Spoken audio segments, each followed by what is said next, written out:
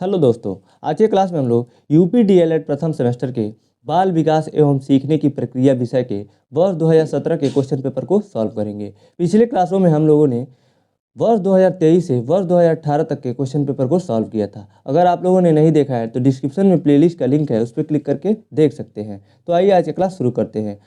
बहुविकल्पी प्रश्न का पहला प्रश्न है, बाल विकास की अवस्थाएं होती हैं। ऑप्शन ए है 2, बी 3, सी 4 और डी 5। इसका ऑप्शन सी सही उत्तर है 4। बाल विकास की 4 अवस्थाएं होती हैं। पहला शिशुअवस्था, दूसरा बाल्यावस्था, तीसरा किशोरावस्था और चौथा प्रौढ़ावस्था।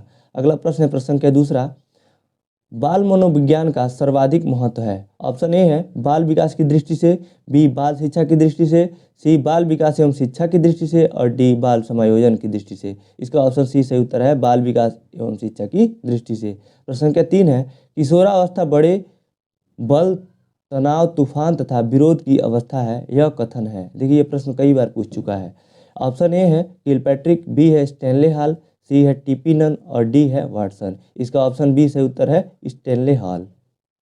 प्रश्न संख्या 30 चौथा है, प्रयास तथा त्रुटि सिद्धांत के प्रतिपादक हैं। ऑप्शन ए है सी एल हल, बी पाउलाओ, सी थार्नडाइक और डी वुडवर्थ। इसका ऑप्शन सी सही उत्तर है थार्नडाइक। प्रश्न संख्या 5 है, केंद्रीय प्रवृत्ति का मापन नहीं है। ऑप्शन ए है मध्यमान, बी मध्यांक, सी है प्रसार और डी है बहुलक। इसका ऑप्शन सी सही उत्तर है प्रसार। प्रसार केंद्रीय प्रवृत्ति के मापन में नहीं आता है।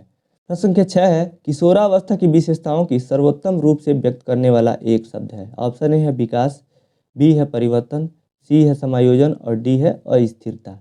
तो देखिए किशोरावस्था, इसका ऑप्शन डी सही उत्तर है अस्थिरता। मुख्यतः जो किशोरावस्था में अस्थिरता बनी रहती है। लेकिन जो इसका ऑप्शन बी दिया है परिवर्तन, ये तो पूरे जीवन भर होता रहता है। समायोजन तो आदमी पूरा जीवन भर करता है और विकास भी 25 वर्ष की आयु तक बच्चे में होता है।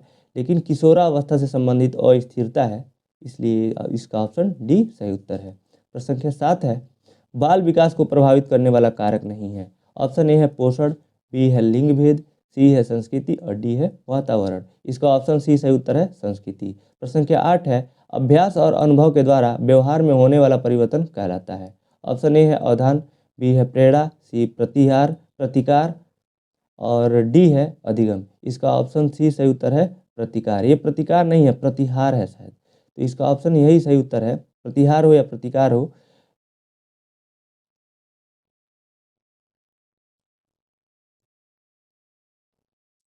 प्रश्न संख्या 8 है, अभ्यास और अनुभव के द्वारा व्यवहार में होने वाला परिवर्तन कहलाता है। ऑप्शन ए है अवधान, बी है प्रेरणा, सी है प्रतिकार और डी है अधिगम। इसका ऑप्शन डी सही उत्तर है अधिगम। अधिगम का परिभाषा ही यही होता है, अभ्यास और अनुभव के द्वारा व्यवहार में होने वाला परिवर्तन अधिगम कहलाता है।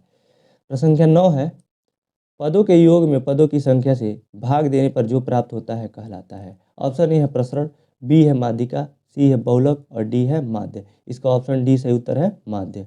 माध्य का सूत्र ही होता है पदों का योग बटे पदों की संख्या। प्रश्न संख्या 10 है, बालकों में स्वतंत्रता की आकांक्षा किस अवस्था में प्रबल हो जाती है। तो इसका ऑप्शन ए सही उत्तर है किशोरावस्था। किशोरावस्था में बच्चा स्वतंत्र रहना चाहता है।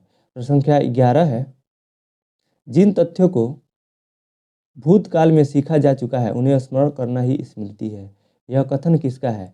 तो यह कथन वुडवर्थ का है। इसका ऑप्शन बी सही उत्तर है वुडवर्थ। प्रश्न संख्या 12 है, सीएटी परीक्षण किस आयु के बच्चों के व्यक्तित्व का मूल्यांकन करने हेतु प्रयुक्त होता है। तो इसका ऑप्शन बी सही उत्तर है 3 वर्ष से 11 वर्ष। कहीं कहीं ये 3 वर्ष से 10 वर्ष भी दिया रहता है, वो भी सही होगा। प्रश्न संख्या 13 है, संवेग का प्रकार नहीं है। ऑप्शन ए है क्रोध, बी है भय, सी है ध्यान और डी है प्रेम। इसका सी सही उत्तर है ध्यान। ध्यान जो है संवेग का प्रकार नहीं है। संवेग का अर्थ होता है कोई भाव, मन में जो भाव होता है उसी को। क्रोध एक भाव है, भय एक भाव है और प्रेम भी एक भाव है, लेकिन ध्यान भाव नहीं है, इसलिए ये सही उत्तर होगा। प्रश्न संख्या 14 है, प्रतिभाशाली बालक की बुद्धि लब्धि होती है। ऑप्शन ए है 80 से 90, बी है 110 से 120, सी है 140 से अधिक और डी है 100 से 120। तो इसका ऑप्शन सी सही उत्तर है 140 से अधिक। कहीं कहीं 120 से अधिक भी दिया रहेगा तो वो भी सही होगा। किसी किताब में 120 से ऊपर दिया है और किसी किताब में 140 से ऊपर दिया है। प्रश्न संख्या 15 है, पियाजे के अनुसार बालक के संज्ञानात्मक विकास की स्थितियां हैं। ऑप्शन ए है 2, बी है 4, सी है 6 और डी है 3। इसका ऑप्शन बी सही उत्तर है 4। पियाजे ने बालक के संज्ञानात्मक विकास की 4 स्थितियां बताई। पहला है संवेदीगामक अवस्था, दूसरा पूर्व संक्रियात्मक अवस्था, तीसरा मूर्त संक्रियात्मक अवस्था और चौथा अमूर्त संक्रियात्मक अवस्था। ये प्रश्न सीटेट में भी पूछा जाता है। प्रश्न संख्या 16 है, जो कि अति लघुत्तरी का पहला प्रश्न है। बुद्धि लब्धि निकालने का सूत्र क्या है?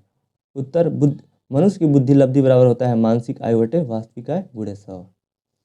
ये उसका फॉर्मूला होता है, इसको आप ध्यान में रखेंगे। एक नंबर में आप इतना लिखेंगे तो मिल जाएगा। नीचे लिखा हुआ है, यह सूत्र 1912 में विलियम स्टर्नबर्ग द्वारा दिया गया। ये भी एक अलग क्वेश्चन है, अति लघुत्तरी का पूछा हुआ है।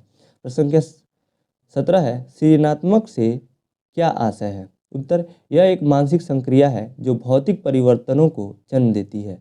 सृजनात्मकता अथवा रचनात्मकता किसी वस्तु, विचार, कला, साहित्य से संबंध, किसी समस्या का समाधान निकालने आदि के क्षेत्र में कुछ नया रचने, आविष्कृत करने या पुनः सृजित करने की प्रक्रिया है।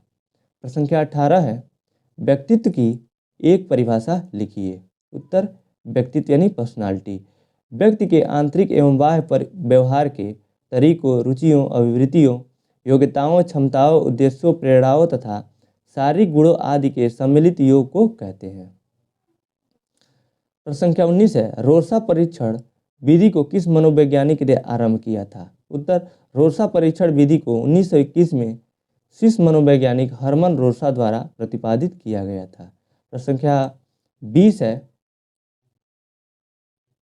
मध्यमान का उपयोग कब किया जाता है? उत्तर, गणितीय भाषा में किसी भी संख्या को जोड़कर जब उसके पदों की संख्या से भाग देने पर प्राप्तांक को ही मध्यांक कहते हैं। मध्यांक का सूत्र होता है xi बराबर सिग्मा x अपान n, यानी सिग्मा x बटे n, जहाँ xi मध्यमान है, मध्यमान को दिखा रहा है xi, और x बराबर प्राप्तांक का मूल्य, यानी जो आंकड़े दिए हुए हैं उसको x से दर्शाया गया है यहाँ पे, और सिग्मा fx यानी उनको जोड़ को दिखाया गया, मूल्यों या प्राप्तांकों का योग, और n है पदों की संख्या, यानी जितने आंकड़े हैं उनकी संख्या, और पदों की योग में पदों की संख्या से भाग देते हैं तो मध्यमान निकल जाता है। प्रश्न संख्या 21 है, मध्यांक की कोई एक परिभाषा लिखिए।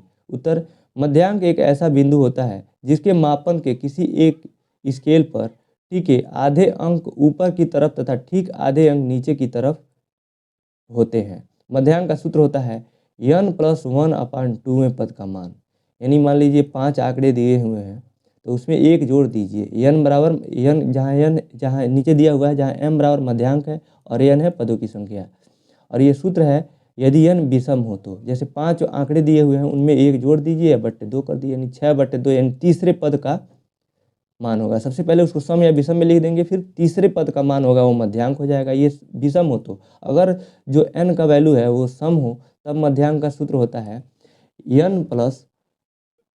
n/2 पद का मान धन n/2 + 1वें पद का मान बटे 2।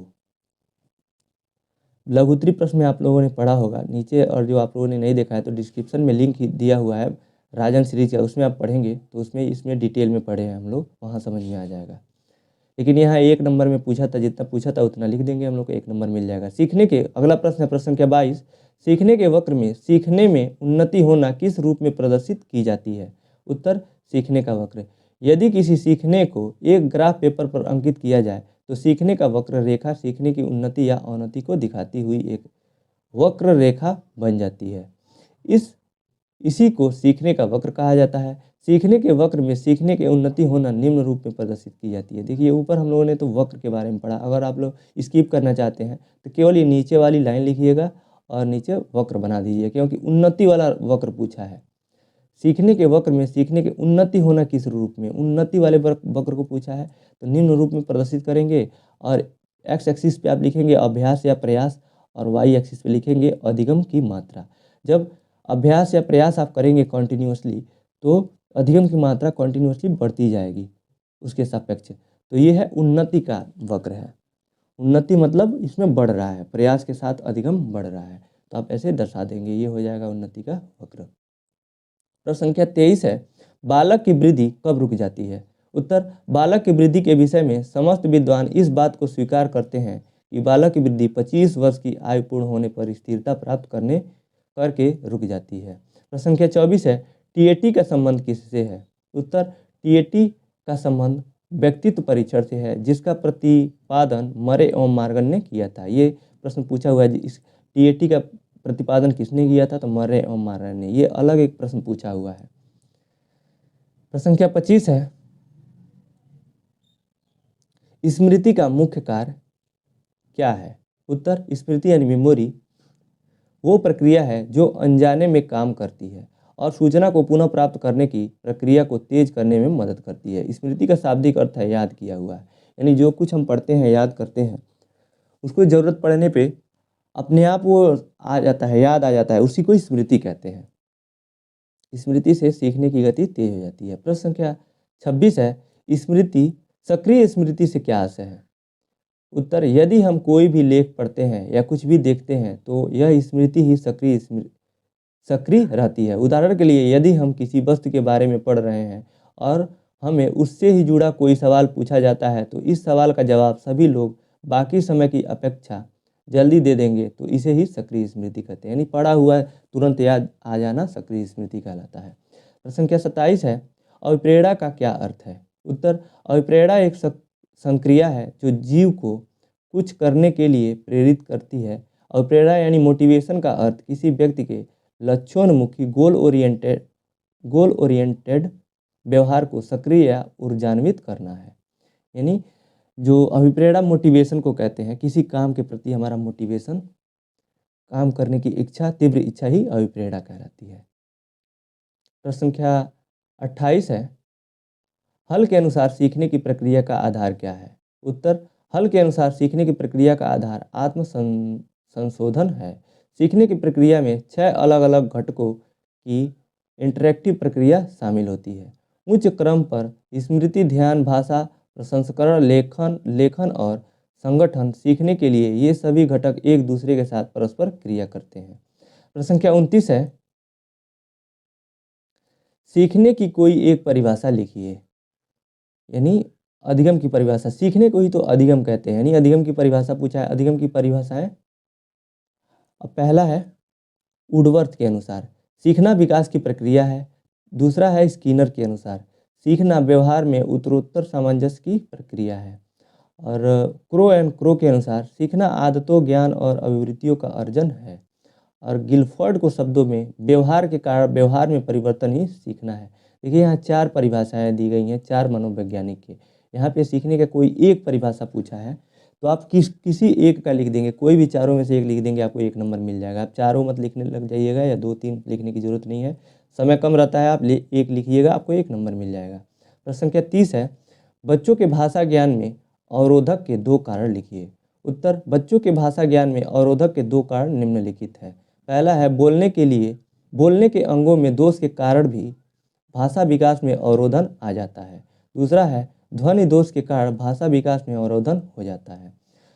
आगे दिया हुआ है लघुत्तरी प्रश्न, यानी लघुत्तरी प्रश्न 2 नंबर में पूछा जाता है, जिसमें 60 शब्दों में इसका उत्तर देना रहता है। इसका पहला प्रश्न है, बाल विकास की आवश्यकता पर संक्षिप्त लेख लिखिए।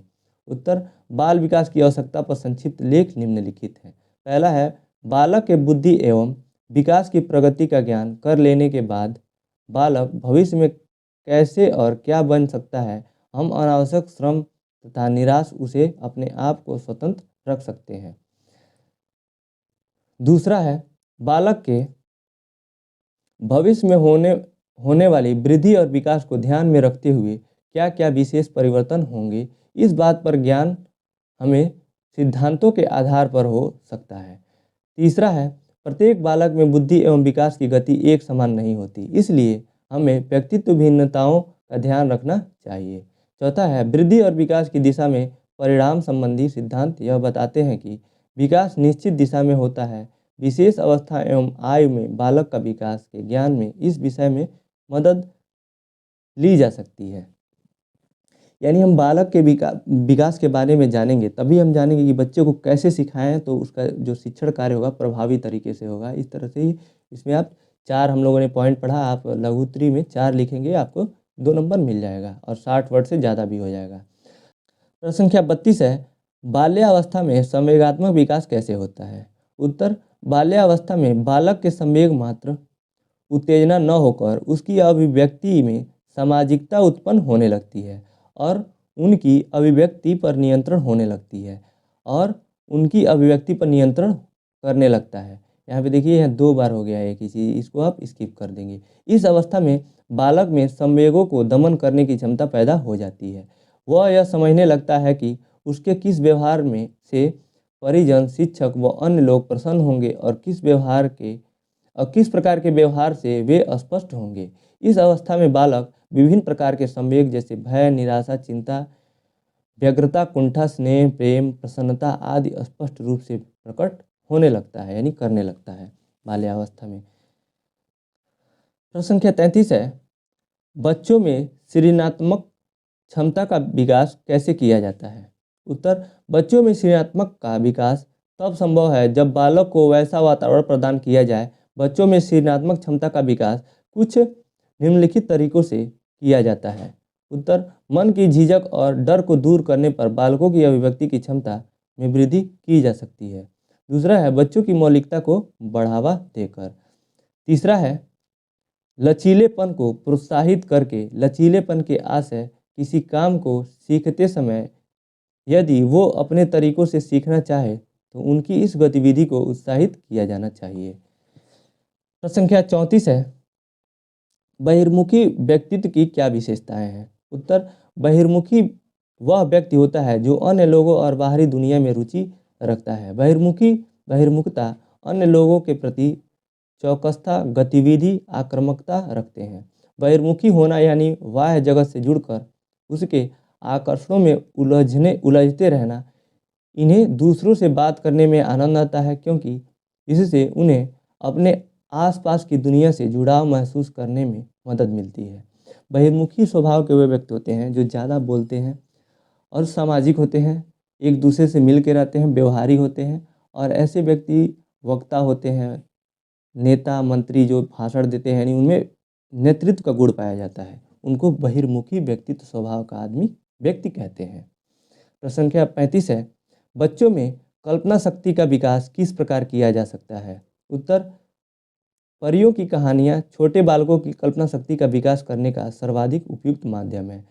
अधिक पढ़ाई और ज्ञान प्राप्ति करके आपकी कल्पना शक्ति में सुधार हो सकता है। विभिन्न क्रियाओं में भाग लें और नए चुनौतीपूर्ण कार्यों का सामना करें, जैसे कि कला, लेखन या गीत गाना। बच्चों में कल्पना शक्ति का विकास निम्न प्रकार से किया जा सकता है। पहला है रोल प्ले में व्यस्त रखें। दूसरा है रचनात्मक खेल खेलने हैं।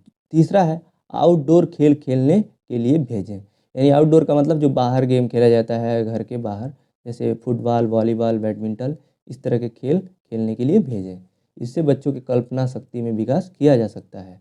प्रश्न संख्या 36 है, बाल विकास पर वंशानुक्रम का क्या प्रभाव पड़ता है? उत्तर, किसी बालक के माता पिता का जैसा शारीरिक विकास होता है वही उनकी संतानों को भी प्राप्त होता है। प्रत्येक बालक विभिन्न शारीरिक गुणों जैसे रंग, रूप, शारीरिक गठन, स्वास्थ्य रोग, लैंगिक परिपक्वता, शारीरिक विकृति, शारीरिक दोष आदि बातों को बालक वंशानुक्रम द्वारा ही प्राप्त करता है।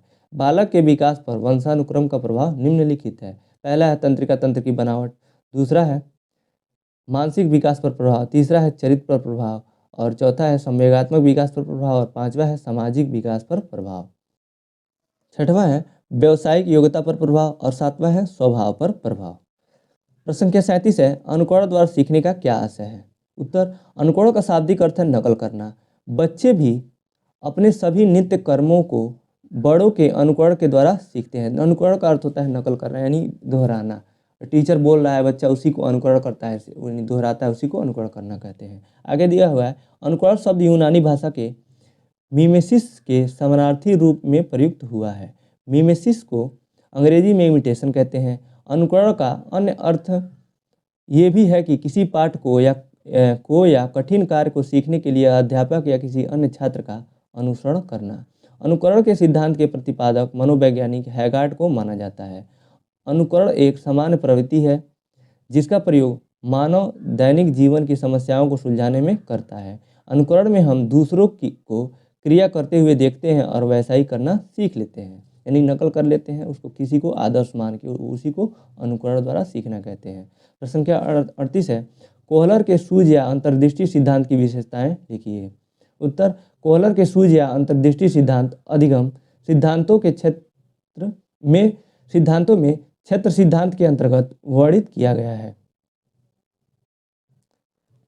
अंतर्दृष्टि सिद्धांत की व्याख्या कोहलर ने अपनी पुस्तक गेस्टाल्ट साइकोलॉजी में की है। अंतर्दृष्टि सिद्धांत की विशेषताएं निम्नलिखित हैं। पहला है परिवर्तित अनुक्रियाओं में द्वारा प्रयास करना। दूसरा है समस्यात्मक स्थिति का सर्वेक्षण। तीसरा है एकाएक उपयुक्त अनुक्रिया अभिव्यक्त करना।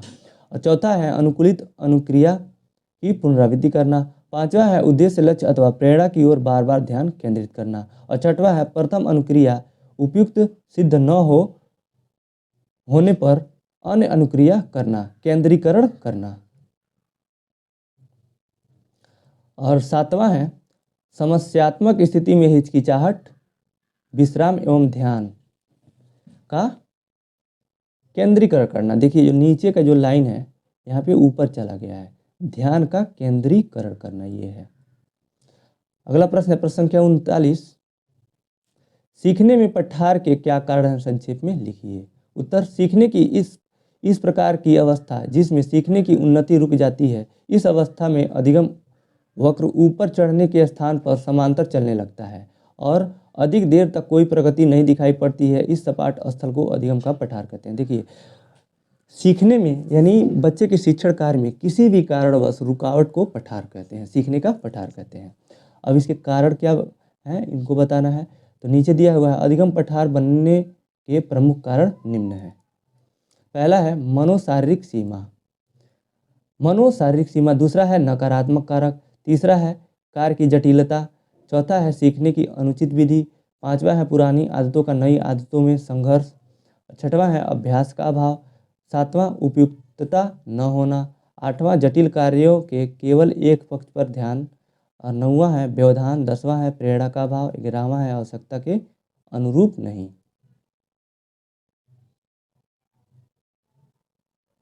अगला प्रश्न है जो कि इस प्रश्न पत्र का अंतिम प्रश्न है, प्रश्न संख्या 40। स्मृति के प्रभावी कारकों का उल्लेख कीजिए, यानी स्मृति को कैसे बढ़ाया जा सकता है, उनके कारक क्या है। उत्तर है वुडवर्थ के अनुसार सीखे हुए अनुभव के सीखे उपयोग को स्मृति कहते हैं। स्मृति एक मानसिक प्रक्रिया है जो प्रत्येक प्राणी में किसी न किसी मात्रा में अवश्य पाई जाती है। किसी बात को याद करने की योग्यता प्रत्येक व्यक्ति में अलग अलग होती है। वस्तुतः जब व्यक्ति किसी वस्तु पदार्थ अथवा स्थान को देखता है तो उस वस्तु पदार्थ अथवा स्थान को देखता है, यहाँ 2 बार हो गया है, आप इसको काट देंगे, तो उस वस्तु पदार्थ अथवा स्थान की प्रतिमा अथवा चिन्ह उसके मन में बन जाते हैं। इन्हीं संचित चिन्हों अथवा पूर्व समय में सीखी हुई बातों को याद करना ही स्मृति कहलाती है। स्मृति के प्रभावी कारण निम्नलिखित हैं। पहला है अधिगम यानी लर्निंग। दूसरा है प्रत्यास्मरण यानी रिकॉल। तीसरा है धारण यानी रिटेंशन। और चौथा है पहचान यानी रिकॉग्निशन। तो इसी के साथ आज का प्रश्न पत्र यही समाप्त होता है। इस वीडियो को देखने के लिए आपका बहुत बहुत धन्यवाद दोस्तों।